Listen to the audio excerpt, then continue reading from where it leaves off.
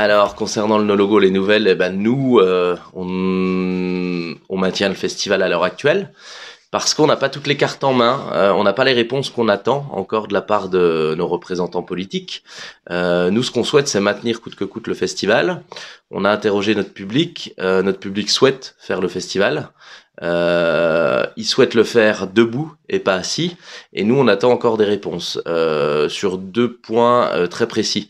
La ministre de la Culture Bachelot a annoncé une fête de la musique, mais a surtout annoncé des festivals debout. Donc on attend les règles du jeu. En fait, à l'heure actuelle, on n'a pas les règles du jeu de la part du gouvernement, donc la balle n'est pas dans notre camp. Nous, on est acteurs culturels, on souhaite apporter la culture à Fraisan pendant le No Logo, faire la fête au mois d'août, les 13, 14, 15 août. Mais pour le moment, on n'a pas les règles du jeu. Donc la balle n'est pas dans notre camp. Donc on demande depuis maintenant 4 mois euh, à notre président, à notre gouvernement, justement, des règles du jeu. Et eux ne nous les donnent pas. Est-ce que c'est fait sciemment? Je ne sais pas. Mais en tout cas, on attend et on espère pouvoir faire le festival. Et on ne lâchera pas, on ne souhaite pas annuler le festival de notre propre chef. On a vu que récemment, le président de la République a annoncé un pass sanitaire. Donc pour l'ensemble des festivaliers, je le répète, un pass sanitaire, c'est il faut que les festivaliers prouvent soit qu'ils aient un certificat de vaccination, soit un test PCR effectué moins de 48 heures avant le festival. Alors, faut bien expliquer à tout le monde à l'heure actuelle que ce pass sanitaire, si vous voulez, c'est quelque chose qu'on n'avait pas du tout travaillé parce qu'on travaille quand même avec le ministère de la Culture depuis le mois de février. Et ce pass sanitaire n'était pas du tout à l'étude. C'est notre président qui est arrivé il y a 2-3 semaines avec cette idée du pass sanitaire. Alors ce pass sanitaire, nous les festivaliers, on les a sondés, on leur a demandé est-ce que vous êtes d'accord d'accord pour ce pass sanitaire. Ils sont majoritairement d'accord pour montrer un test PCR négatif de moins de 48 heures, mais ils ne sont pas pour le certificat de vaccination.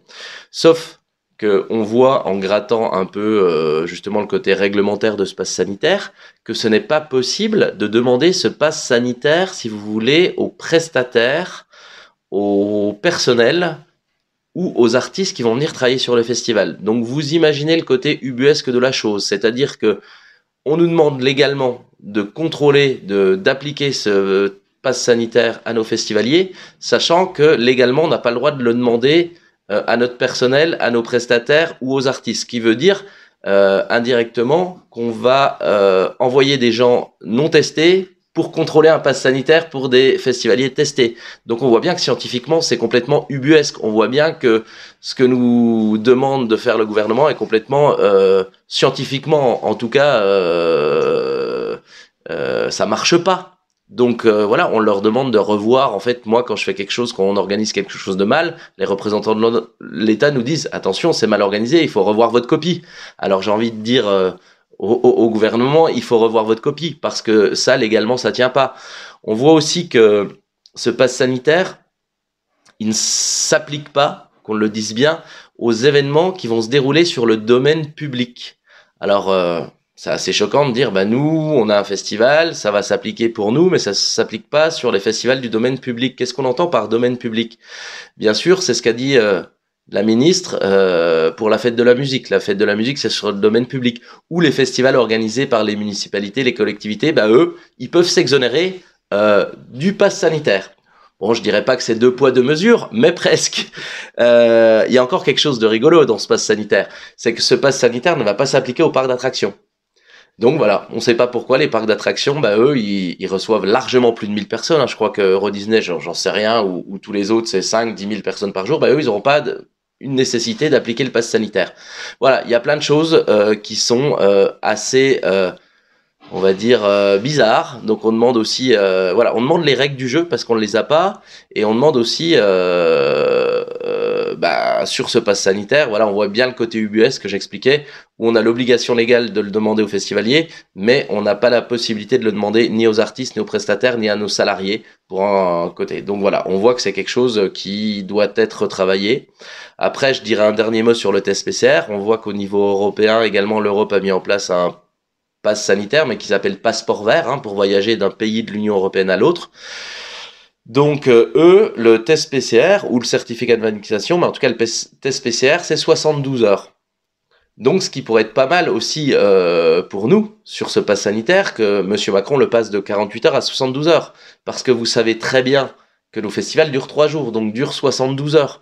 Donc pourquoi au niveau européen et d'un point de vue scientifique, on accepte un pass sanitaire de 72 heures, alors qu'au niveau de l'État français, on accepte un pass sanitaire que de 48 heures. Ce qui va engendrer forcément l'obligation de faire tester nos festivaliers au milieu du festival, donc encore plus de contraintes. Est-ce que c'est fait sciemment? Voilà. Juste pour conclure, on sent une réelle différence. On a l'impression qu'il y a vraiment un discours de communication, un discours électoraliste de la part de nos représentants gouvernementaux, et que nous, en fait, les acteurs culturels, moi, je fais pas de politique, je suis pas scientifique. Moi, je veux juste amener de la culture aux gens parce que je sais que les festivaliers veulent de la culture. Je sais que la jeunesse n'a pas eu de culture depuis un an. Je sais qu'il y a une détresse psychologique au niveau de tous ces jeunes. Et notre rôle d'acteur culturel, c'est d'amener de la musique, d'amener de la culture, justement, en plus en milieu rural à Fraisan. Voilà. Donc, je demande un peu de revoir la copie. Et nous, le Nologo, on n'a pas envie d'annuler notre propre chef. On attend d'avoir, en fait, la règle du jeu pour pouvoir faire ou pas le festival. Comme je le dis, si on a une possibilité de le faire debout, on le fera debout. On est prêt à s'adapter. On est prêt à mettre en place, bien sûr, toutes les règles sanitaires, toutes les contraintes sanitaires, parce qu'il y a quand même une pandémie qui a eu lieu. Mais derrière, on le fera. On n'annulera pas le festival de notre propre chef, même si, insidieusement, on se rend compte qu'il y a beaucoup d'embûches qui sont là, et tout est fait pour qu'on l'annule. Mais nous, on ne le fera pas, et on va se battre jusqu'au bout. Jusqu'à quand, je sais pas. Effectivement, les festivaliers, on les consulte. À l'heure actuelle, on a à peu près 3500 personnes qui ont leur passe 3 jours. Donc, on est sur une jauge de 5000 personnes. Faut se rappeler sur cette édition. Donc, nous, on sait que nos festivaliers sont prêts à faire un test PCR. Ils sont prêts à respecter des gestes barrières, la distanciation, le port du masque si il le faut. Par contre, ils ne souhaitent pas faire un festival assis. Ils veulent le faire debout, ce que je peux comprendre.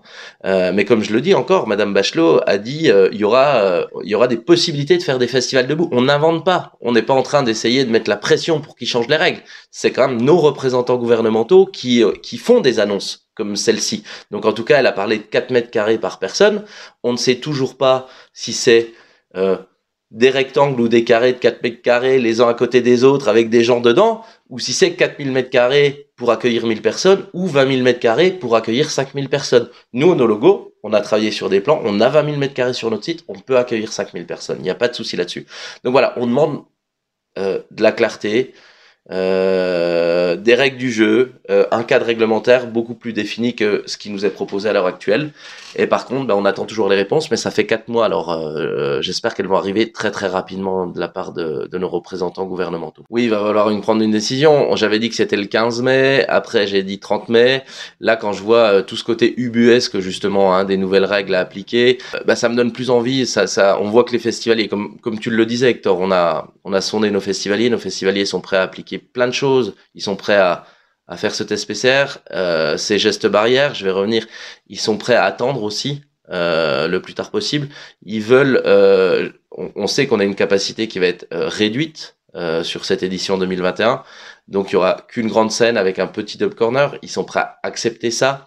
Ils sont prêts aussi à attendre un peu longtemps. Ils sont prêts voilà, ils ont envie que la culture elle reprenne. On doit faire revivre la culture pour plein de raisons. Donc on va attendre. Nous en tout cas, on va attendre le plus tard possible. Alors effectivement, s'ils continuent à nous à nous promener comme ça, à un moment, il faudra qu'on prenne une décision, mais c'est leur volonté. Nous, on a monté, vous savez, la première édition du festival en 21 jours, je crois, ou en moins d'un mois.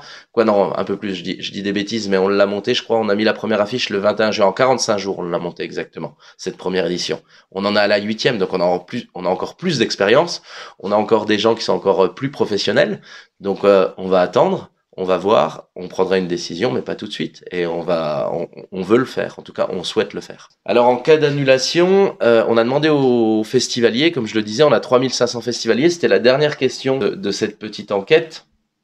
En cas d'annulation de l'édition 2021, accepteriez-vous, encore une fois, de conserver votre billet pour l'édition 2022 du Festival No Logo? Il y a 86,6% des gens, des 3500 personnes qui ont acheté leur passe 3 jours, qui souhaitent, si on annule, conserver leur billet pour l'édition 2021. Donc on voit que le No Logo, c'est pas que nous les organisateurs, c'est toute une famille, c'est beaucoup de festivaliers, c'est voilà, qui soutiennent le festival, qui ont envie que ça perdure, qui ont envie d'aller en 2021. qui sont prêts à attendre, mais en tout cas, ils ont envie déjà de faire 2021. Et même si on peut pas faire 2021 parce qu'on nous l'empêche d'un point de vue réglementaire, et comme je dis, on n'annulera pas de notre propre chef, et ben en tout cas, ils nous soutiendront en 2022, donc on sera là. On voit que derrière, il y a un gros soutien de nos festivaliers, et les acteurs du festival sont les festivaliers, et c'est eux qui choisissent le développement à court, à moyen, long terme. Donc on voit qu'il y a une grosse adhésion, donc je les en remercie encore plus aujourd'hui. Soyez patients, en tout cas nous on a envie de se battre. Comme je le dis, juste pour résumer, s'il y a une possibilité de le faire debout, on le fera tous ensemble. Si ça sera assis, eh ben on sera contraint d'annuler parce qu'un festival assis n'est pas un festival de musique reggae, surtout pour l'esthétique. Je l'ai toujours dit, les festivaliers le disent aussi. Donc, bien sûr, on suivra le point de vue des festivaliers à chaque fois, et eux ne le veulent pas le faire assis, donc on ne le fera pas assis si on nous l'oblige à le faire assis. Mais pour le moment, on n'en sait rien. C'est ça le problème, c'est qu'on n'a pas la règle du jeu.